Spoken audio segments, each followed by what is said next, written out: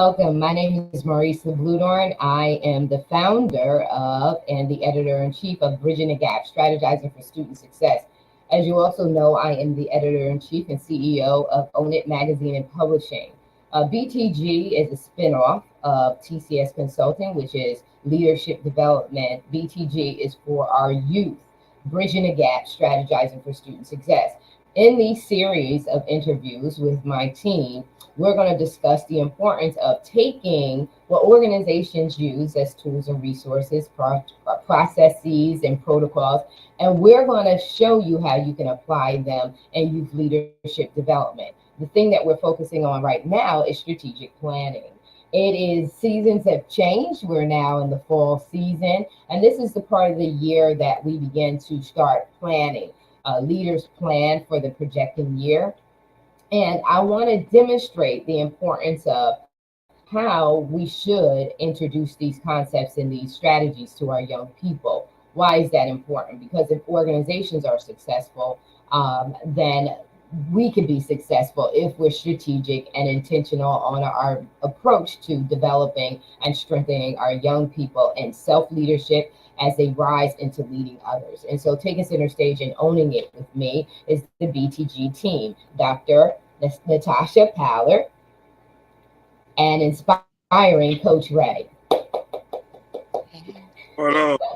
good morning. We are all So, rising up. And so, so today we're going to talk about the three ideas of strategic planning. And those three ideas of strategic planning are called strategy formulation, strategy implementation, and strategy evaluation. And we know just common sense formulation is just the putting the strategy together, right? How do we formalize that strategy? And when you think about coming up with a strategy for a young person, we need to ask that young person what is their vision and their mission for whatever it is they want to accomplish. And Coach Ray, I'm going to put you on the spot and saying, what would be some of the achievements that strategic planning can help our young people? What are some of the things that they're doing in school today? Some kids are looking to be in the honor roll. What would be a strategic plan in helping them? Some of them are looking to go to college, depending on where they are in high school. Some of them are looking to be on the team. You coach. What would be some of the things that a young person would need a strategy in order for them to ensure their success in achieving a goal? first thing, and first off, thank you for always allowing me to be on this platform. Secondly, I will say that one of the biggest things is scheduling out what you have to do is the first and foremost major aspect. Um, because kids can kind of be all over the place. You want to schedule out and write out your plan. I always tell students if you don't have a plan, you don't have direction. So if you want to make a specific team, plan out what that looks like. What days do you need to work out? What times do I need to break up my workouts with my studying so that I'm not falling behind on my academics as well? Because all that correlates. If you're not academically sound, you can't play sports. It's pretty cut and dry. So that's the biggest thing. I will say I always talk to them about scheduling everything out, organizing their week, and organizing their days. Those are my biggest things. Awesome, awesome. Dr. P, what's your input? That's really good, Coach, because I'm thinking about the fact, and it was one of the words we already focused in, and that's the balance. And one of the things that we can first do, not only in piggybacking what you're saying, planning it out, but we are also showing them as well, give that balance. Once they plan out, then make sure that they evaluate that day by day how it's working out. You can start, for instance, it's the beginning of October. Let's make sure that as you plan it out, that you go back in every few days. Okay, that's working for me. That may need to be adjusted. And that is a way that you're going to be able to maintain that plan and that balance out and evaluate what is working. So if it then gets October 15th and it's not quite working, go back in, evaluate, reposition, do all of those things so that you can successfully keep to the plan and to the strategy of what you want your day, your week, your month, and your next year to look like. So that's where I would go with Mhm. that for our young people as well as for ourselves. Yeah, so that's great because creating the formula for success. How are you going to formulate how you're Right. going to get there? And I love how you say it, schedule it out, making sure that they're on a schedule is part of it. And when we start taking an abstract and start making it structured, it holds measurability. They can measure, they can see where they're not showing up. And then they can also own the importance of their commitment to it, right? So if you're talking about scheduling it out, you're identifying what is required of them, working out, scheduling out their week, working out their week. It also makes them accountable. So strategies and strategic planning also holds the young person accountable, and it gives them something, right? Instead of them, just like you said earlier, Coach, that they're all over the place. If you don't get them in the schedule, they're all over the place. And when they're all over the place, what do they have to look forward to? There's nothing to look forward to on a regular basis. How do we work on, so the another part of the idea of strategy is implementation. How do we how do we influence them on implementing? So you came up with the formula, you know what needs to be done. How do you get them, and how do you motivate them or keep them disciplined to the implementation of the strategy? You got to be the model. That's first and foremost. As a parent, as an educator, as the adult that they follow in any capacity, you have to be the model of that. Like, you can't say, "Hey, you need to make sure you here on time. You late. You need to do this on time, and make sure you got this scheduled out." But then you never get anything done. You're the model. They're following you. You can give a kid a million different ways to do things, but if you're not modeling it yourself, they're never gonna follow it. Why buy Yeah, into it if the yeah. person is telling you is not doing it? Right, Right. right. And that's the excuse. And so, Dr. P, I'm gonna let you kind of respond, and then I'm gonna add to that. No, definitely. We want to make sure that, as we speak on this, I'm thinking about the fact of being organized and, right, leading by example. And that says a lot to young people. That says a lot in how we have to do things. And often, if you're teaching that to them, you're actually being able to see a reflection. You're the adult of what's being taught to them back to you, and it'll give you that opportunity to, just like we want them to shift and we want them to get it together, we need to do the same. So it's really important that, you know if tomorrow comes and we say this is what you need to do, this is how you need to plan it out, be willing to share with them that this is how you're doing it, so you can be accountable and that you can just align things up a little bit better. And I think you always need to step back and take that time and even be transparent with them when you're not able to meet some goals, but maybe talk it out even a little bit more and maybe together, especially you're coaching and teaching and you're sitting down and you're evaluating those things together. You can do that. And I think young people very specifically will appreciate it, as well as we as adults. We can get better also. So um, I'm taking that to heart because I plan on doing that. So hopefully Mhm. we'll be able to know what to do even better each and every day. Okay. All right. Very good. So what I want to do is charge our young people with this, is that implementation is your responsibility. You can get help with formulating the plan because we need help, right? Teamwork makes the dream work. However, I would charge anyone, and especially our young people, because we know about laissez faire leaders, right? Leaders who don't show up, right? They don't show up, they're not committed, they're not, they just don't do it, right? So, what I would say is to charge our young people that there are consequences in the implementation. Like there's consequences in formulating, but there's consequences in the implementation. And you already know I do a presentation and I teach on the importance of getting what you came for, not based on the leadership, not based on what you see, not based on your peers, not based on anything else. Because the truth of the matter is that implementation, if you don't implementate what it is that you are formulating as your strategy and plan to achieve your ultimate goal, if you don't, the consequence is not on your leader or on your peers. The one who suffers is you.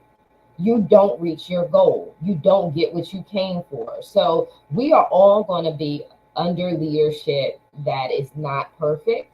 We're going to be under leadership that we don't agree with. We're going to be under leadership that we have a bigger vision than they do, and we see it. We're going to have leaders that are a different style in leadership, different commitment levels. But the importance is that you're committed to your own goals, that you're committed to your own, and that this strategy is not about anyone else. It's a strategy that's designed and purpose for you to reach your goals. So that's how we can help young people to kind of say, we're going to see that's the reality of life, right? We're going to see leaders that don't deserve to be in those positions. But do we forfeit? Like, do we take the attitude and forfeit our goals and our ambitions and give up on our strategy and our plan, because something wasn't modeled to us correctly? But we do have to model that. We do as leaders, and even young people as leaders implementing your own strategy. Be the leader that you want to see out there in the world. So I'll digress to this. So the another part of aspect of strategy ideas is the evaluation of the strategy. How do we make sure that we tap in from time to time? And I know you know this, coach, to see, is the strategy working? So talk to us about strategy evaluation. It's you kind of noticed it and you spoke on it when you say the evaluation process is basically the culmination of what you've worked on, right? So let's look at it from this aspect. I coach football. So the evaluation process is game day. So everything that you've strategized and everything that you've worked on for those 4 days prior to game day should show up on game day. All those drills, all the practice techniques, all the things that we've taught you over the course of time of that year, from January until first game in August, should show up on game day. That's the evaluation process. So with a student, the evaluation process is testing. The evaluation process is your writing. The evaluation process is you notice, have I achieved my goal? That's how you evaluate, based upon the progress of what's going on, not about what you did, but the progress. And what we have to start doing for young people is getting them to see any level of progress is good, because they get to a level of comparison and say, well, I'm not where this person is. No, any level of progress is good. If you go from a C minus to a C, that's progress. If you go from a C to a B minus, that's progress. So you have to understand that any level of progress in your evaluation is good. So if that evaluation changes for the better, you're doing good. Awesome, awesome, very good. Yes, I love it. I love it. I love yes. it. Dr. P. Wow, coach, you summed that up perfectly, perfectly, perfectly. You should be able to see it. And I'm thinking about it on the level of teaching when we're even saying to someone, read the read the lesson, write the book, do this. Well, do I see that you've made any progress? Are you studying? Have you done your homework? Then I should see exactly that. I should see you going from hopefully a C, a B, and maybe eventually an A, and just trying. And it is a progress and it's a journey. So when you start in January, I do expect that I'm going to see a better result. And that is what we always want. Like you said, you want to elevate, you want to inspire, and at the same time, you actually are very inspired. I know even as a coach, when you see them getting better and you see, they've won 6 games. They only won 2 last year because they got together as a team. They listened to the coaching. You heard back what the problems were for them. And it's the same when we're talking about making sure that our students and our kids are just definitely getting more successful because they're learning how to become successful. We're giving them a plan, and what doesn't work, it adjusts, it gets evaluated, and it all comes out much better in the end. So, yeah, you said that perfectly, definitely, for sure. Yeah. Oh, wow. Yeah. Evaluations are designed for us to measure growth, right? To evaluate, to check out what's been working, what's not been working. And it's the opportunity to improve the process, right? Or transform and improve the strategy. What we do is we do a SWOT analysis. What has been the strengths of this strategy? What are the weaknesses of this strategy? What are the opportunities and threats? Again, another tool used in organizations that we can apply to our everyday life to improve our life and get the results that we're looking for. So today we talked about 3 ideas of strategies and implementing strategies and putting them to work. The formalization of a strategy, which is putting it together, taking a mission, the goal, the road to achievement, and putting it together and coming up with a step-by-step plan for that. And then the other part is implementation. It's the discipline of getting it done day to day, and staying committed to it. And then it's evaluating, how has it worked out? Has it worked out for us or has it not worked out? Listen, Coach Ray, you have a tip for our audience. Give them a tip before we close out. A simple tip is, and I'll go back to what I stated in the last segment part. Don't compare. Don't compare. Just stay on your process, because your process is your process. And when you start comparing, you get to a mindset where you're ready to give up because you're not seeing the results that you think you should have right away. Everybody's path ain't the same. Everybody's path ain't going to go at the same speed. So stop comparing and just keep going. Right. No, awesome. Great tip. Great tip. Dr. P? Like you said, don't compare and definitely don't give up. That's what I would say, because you have to keep moving forward to see that growth and to see that progress. So it's going to get hard sometimes, but keep moving forward. Keep knowing that tomorrow comes and that you will get better, and the hard work that you're trying to let others see will be seen. It definitely will. We live that every day, and believe me, you never want to give up. So, Never give up, never cave in, never quit. I'm going to say this: get what you came for. Whatever it is that you came to get what you came for. Stay focused. Don't look at leadership. Don't look at anything else. You look at what you need to do to get the job done. And at the end of the day, what feels the best is when you reach goal achievement, when you have got to the finish line, right?